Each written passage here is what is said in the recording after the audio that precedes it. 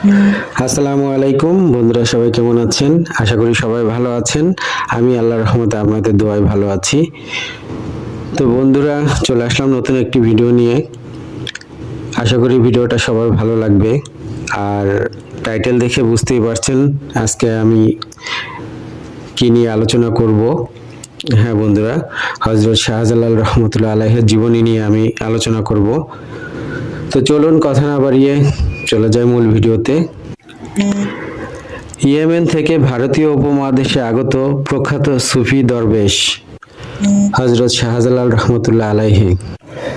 তার পুরো নাম শেখ শাহজালাল কুনিয়াত মুজাররদ। 703 হিজরি মোতাবেক 1303 খ্রিস্টাব্দ সালে 32 বছর বয়সে ইসলাম ধর্ম প্রচারের লক্ষ্যে বাংলাদেশ সিলেট অঞ্চলে এসেছিলেন বলে ধারণা করা হয়।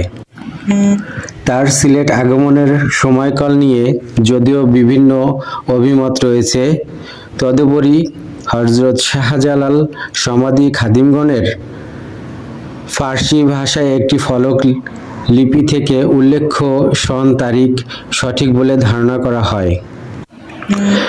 ফার্সি ভাষায় লিখিত ফলক লিপি বর্তমানে বাংলাদেশ জাদুঘর সংরক্ষিত আছে ঢাকা। সিলেটে তার মাধ্যমে ইসলাম বহুল প্রচার ঘটে। সিলেট বিজয়ের পর শাহজালালের সঙ্গী অনুসারীদের মধ্যে হতে অনেক পীর দরবেশ এবং তাদের মধ্যে বংশধরগত সিলেট সহ বাংলাদেশের বিভিন্ন স্থানে গিয়ে বসবাস করেন। হযরত শাহজালাল সফরসঙ্গী 360 জন আউলিয়া সিলেট আগমন ইতিহাস এবং উল্লেখযোগ্য ঘটনা। তার মধ্যে মৃত্যুর পর সিলেটেই কবর দেওয়া হয় হযরত শাহজালাল রহমতুল্লাহ আলাইহিকে। জন্মগতভাবে হযরত শাহজালাল দরবেশ পরিবারে জন্ম নিয়েছেন জানা যায়। তার পিতা ছিলেন একজন ধর্মানুরাগী মুজাহিদ। ইয়েমেনে ধর্মযুদ্ধে তিনি নিহত হন এবং তার মাতা দিক দিয়ে তিনি সৈয়দ বংশের প্রখ্যাত দরবেশ সৈয়দ জালাল সুরুক বুখারীর ঐতিহ্য সূত্র। তদুপরি দরবেশ আহমেদ কবির তার মামা, যাকে হযরত শাহজালাল শিক্ষাগুরু হিসেবে পাওয়া যায়। তিনিও তৎকালীন একজন বিখ্যাত দরবেশ ছিলেন বলে উল্লেখ রয়েছে। আহমেদ কবির যখন শাহজালাল লালন পালনের ভার গ্রহণ করেন, সেই ছোটবেলা থেকেই তাকে দরবেশ তার তরিকায় জীবনযাপনের প্রণালী শিক্ষা দিয়েছেন বলেও পাওয়া যায়। হযরত শাহজালালের মামা ও শিক্ষাগুরু সৈয়দ আহমেদ কবিরের আস্তানা আরব দেশে ছিলেন। হযরত শাহজালাল ভারতবর্ষ ধর্মপ্রচারের স্বপ্ন দেখার পরে সৈয়দ আহমেদ কবির এর কাছে ব্যক্ত করেন। মামা ও মুর্শিদ সৈয়দ আহমেদ কবিরকে তা জানান। কবির এই স্বপ্নের ব্যাখ্যা দিলে হযরত শাহজালালকে ভারতবর্ষে যাওয়ার পরামর্শ দেন। যাত্রাকালে কবির শাহ জালালের হাতে এক মুঠো মাটি দিয়ে তিনি বলেন, যে স্থানে এই মাটির স্বাদ, গন্ধ ও বর্ণ মিলবে সেই স্থানেই তুমি ধর্মপ্রচার শুরু করবে। এরপরে মামা কবির আহমেদ রহমতুল্লাহ এর দোয়া নিয়ে হযরত শাহজালাল রহমতুল্লাহ আলাইহির ধর্মপ্রচার অভিযানে আরবের মক্কা শরীফ হতে একাই যাত্রা শুরু করেন। এরপর আস্তে আস্তে তার সফর সঙ্গী 360 জন হয়। 360 জন আউলিয়া সিলেট আগমনের ইতিহাসে একটি উল্লেখযোগ্য ঘটনা। তাদের কারণেই সিলেটকে 360 আউলিয়ার দেশ বলা হয়। সিলেট বিজয়ের পরে হযরত শাহজালাল সঙ্গী অনুসারী অনেক পীর দরবেশ সিলেটের আশপাশে জেলায় এবং বাংলাদেশের বিভিন্ন স্থানে ইসলাম প্রচার করেন। সৈয়দ আলাউদ্দিনের মাজার কুইঘাটের নদীর তীরে ছিল। নদী ভাঙনে তা বিলুপ্ত। তার 4 ছেলে সৈয়দ শাহ শামসুদ্দিন, যার মাজার জগন্নাথ জগন্নাথপুর উপজেলায় সৈয়দপুর গ্রামে সৈয়দ তাজউদ্দিন রহমতুল্লাহ আলাইহির মাজার, বালাগঞ্জের শেরপুর তাজপুরে সৈয়দ বাহাউদ্দিন রহমতুল্লাহ আলাইহ, যার মাজার গোপালগঞ্জের ভাদেশ্বরে সৈয়দ রুকনউদ্দিন, যার মাজার রজননগরে কদমহাটা। অলৌকিক শক্তিধর হযরত শাহজালাল রহমতুল্লাহ আলাইহের সুরমা নদী পার হন। উত্তর পূর্ব ভারতের বরাক নদী বাংলাদেশে প্রবেশ করার সময় সুরমা ও কুনিয়া নদীতে বিভক্ত হয়ে যায়। সিলেট বিভাগের বেষ্টনী হিসেবে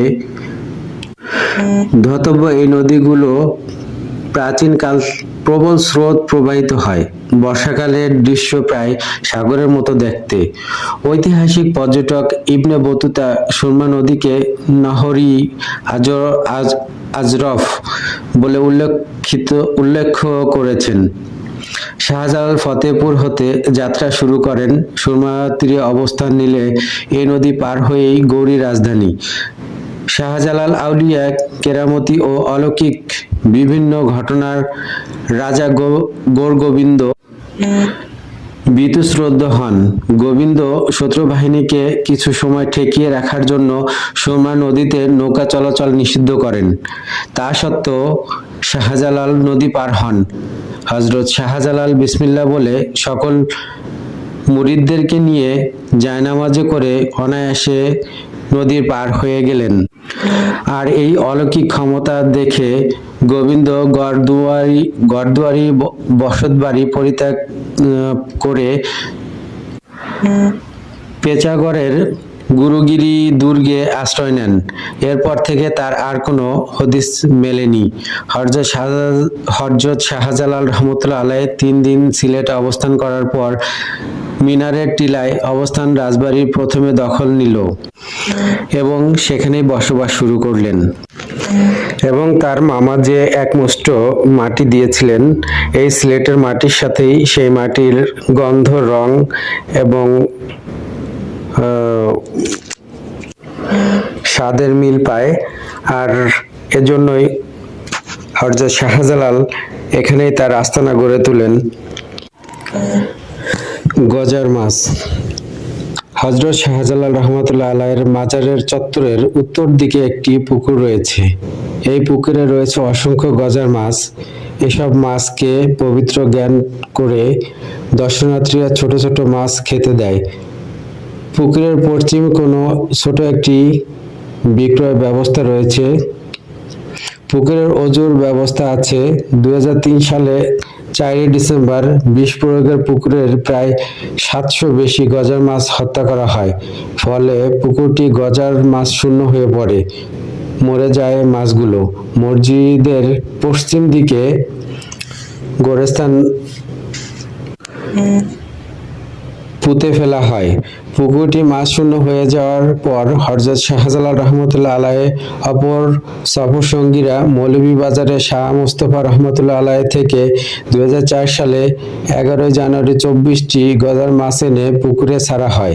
বর্তমান পুকুরের গজার মাছের সংখ্যা কয়েকশত হয়ে দাঁড়িয়েছে। জালালি কবুতর বা নিজামুদ্দিন আউলিয়া।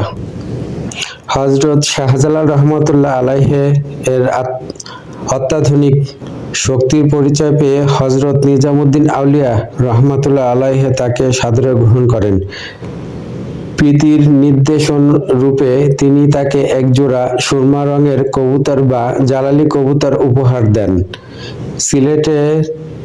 সিলেট ও আশেপাশের অঞ্চলে বর্তমানে যে সুরমা রঙের কবুতর দেখা যায় তা ওই কপোত যুগের বংশধর এবং জালালি কবুতর নামে খ্যাত। সিলেট জাতি, ধর্ম, বর্ণ নির্বিশেষে কেউ এই কবুতর খায় না বা ভক্ষণ করে না, বরং সিলেট অধিবাসীরা এদের খাদ্য ও আশ্রয় দিয়ে থাকেন। হযরত শাহজালাল রহমতুল্লাহ আলাইহির মাজার এলাকায় প্রতিদিন ঝাঁকে ঝাঁকে কবুতর উড়তে দেখা যায়। মাজার কর্তৃপক্ষ এসব কবুতর খাবার সরবরাহ করে থাকে। জমজমের কূপ বা ঝর্ণা। লোকশ্রুতি আছে যে হযরত শাহজালাল রহমতুল্লাহ আলাইহি একটি কূপ খনন করার আদেশ দিলেন। প্রার্থনা করেন আল্লাহ যেন এই কূপটিকে জমজমের কূপের সঙ্গে সংযুক্ত করে দেন। এরপর তিনি লাঠি দিয়ে মাটির উপর আঘাত করলেন এবং তার সঙ্গে সঙ্গে এই কূপটির সাথে জমজমের কূপের মিল ঘটে গেল। তারপর এর চারপাশে পাকা করে দেওয়া হলো এবং উত্তর পাশে দুটি পাথর বসিয়ে দেওয়া হলো, যা থেকে দিনরাত পানি প্রবাহিত হয়।